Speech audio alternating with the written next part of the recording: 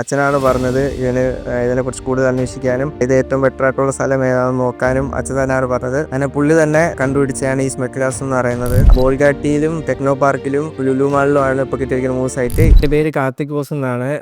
ഞാൻ വരുന്നത് കൊല്ലത്ത് നിന്നാണ്. ഡിഗ്രി കംപ്ലീറ്റ് ചെയ്ത് കഴിഞ്ഞിട്ട് എന്ത് ചെയ്യണമെന്ന് അറിയാൻ നിൽക്കുമ്പോഴാണ് സ്മെക്കിനെ കുറിച്ച് അറിഞ്ഞത്. ഞാൻ BSc ഇലക്ട്രോണിക്സ് ആണ് പഠിച്ചത്. സ്മെക്ക് ലാബ്സിൽ 4 മാസത്തെ ബിൽഡിംഗ് മാനേജ്മെന്റ് സിസ്റ്റം എന്ന് പറയുന്ന കോഴ്സാണ് പഠിച്ചത്.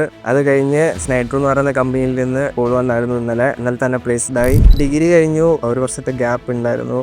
ആ 1 വർഷത്തെ ഗ്യാപ്പിൽ സപ്ലിയും കാര്യങ്ങളൊക്കെ ആയിരുന്നു. എൻ്റെ അച്ഛനും ഇതേ ഫീൽഡിൽ തന്നെയാണ് വർക്ക് ചെയ്തുകൊണ്ടിരുന്നത്. BMSൻ്റെ ഫീൽഡിൽ തന്നെയാണ് വർക്ക് ചെയ്തുകൊണ്ടിരുന്നത്. പുറത്തായിരുന്നു, ദുബായിലായിരുന്നു വർക്ക് ചെയ്തുകൊണ്ടിരുന്നത്. അപ്പം നാട്ടിലേക്ക് വന്ന ശേഷം അച്ഛനാണ് പറഞ്ഞത് ഇതിനെക്കുറിച്ച് കൂടുതൽ അന്വേഷിക്കാനും അതുപോലെ തന്നെ ഇത് ഏറ്റവും ബെറ്റർ ആയിട്ടുള്ള സ്ഥലം ഏതാണെന്ന് നോക്കാനും അച്ഛൻ തന്നെയാണ് പറഞ്ഞത്.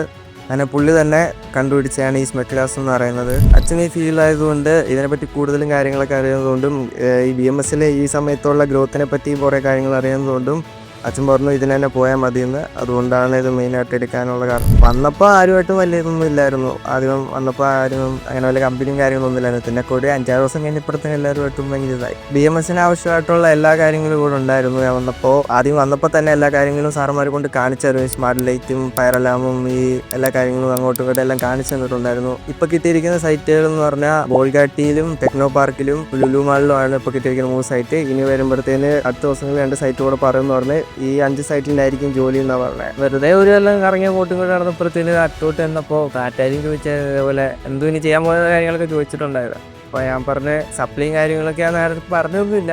സപ്ലി ഒന്നും ഇല്ലെന്ന് തന്നെ വീട്ടുകാരത്തും പറഞ്ഞിരിക്കുന്നത്. ഇലക്ട്രോണിക്സ് എന്ന് പറഞ്ഞുകൊണ്ടല്ല ഞാൻ പോയത്.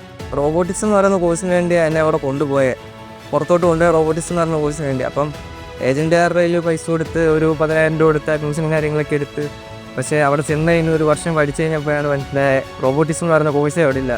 ഞങ്ങൾ പിന്നെ 1 വർഷം കഴിഞ്ഞപ്പം ടീച്ചർമാർ ചോദിച്ചപ്പോൾ ടീച്ചർമാർ പറഞ്ഞ് BSc ഇലക്ട്രോണിക്സാണ് നിങ്ങൾ പഠിക്കുന്നത്, റോബോട്ടിക്സ് അല്ല പഠിക്കുന്നതെന്ന് പറഞ്ഞു. അപ്പോൾ ഞങ്ങൾ ഏജൻറ്റ് പിന്നെ ഒന്നും പറയാനില്ല. ഫ്രണ്ട്സിനും കാര്യങ്ങളൊക്കെ ഞാൻ ഇത് റെക്കമെൻഡ് ചെയ്തിട്ടുണ്ടായിരുന്നു. സ്മെക്കിനെ കുറിച്ച് ഫ്രണ്ട്സിനും കാര്യങ്ങളൊക്കെ റെക്കമെൻഡ് ചെയ്തിട്ടുണ്ടായിരുന്നു. അപ്പോൾ 2 പേരും ഓൾറെഡി അഡ്മിഷൻ എടുത്തിട്ടുണ്ടായിരുന്നു.